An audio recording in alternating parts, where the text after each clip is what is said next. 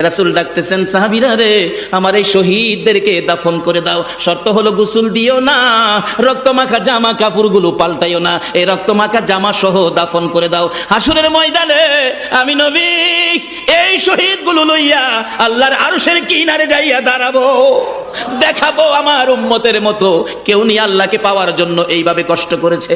এবার দাফনের কাজ শুরু হলে কিতাব লেখে 69 জনের দাফন শেষ। 70-এর মাথায় আসওয়াদ দূরে পড়ে আছে।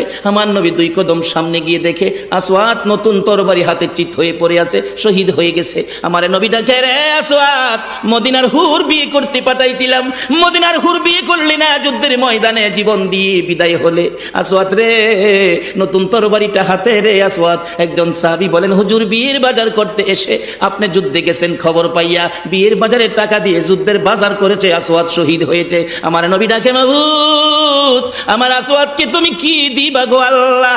মদিনার হুর নিল না, রাসূলের পক্ষ নিয়ে জীবন দিয়ে দুনিয়ার থেকে বিদায় হলো, আমার আসওয়াদকে তুমি কি দিবা গো আল্লাহ? আসওয়াদের লাশটা ধরে ধরে কবরের দিকে নিয়ে আসতেছে, গোসল লাগবে না, কাফন লাগবে না, শুধু দাফন করে দিবে। আমার নবী আসওয়াদের কবরের পাশে দাঁড়াইয়া মুস্কি মুস্কি হাসতেছেন। সাহাবীরা আরজ করেন, ইয়া রাসূলুল্লাহ, এই কবরের পাশে হাসতেছেন কেন, ব্যাপার কি? আমার নবী বলেন, সাহাবীরা রে, আমি যা দেখি তোমরা তা দেখো না রে। সাহাবীরা, হুজুর কি দেখে হাসছেন জানতে চাই।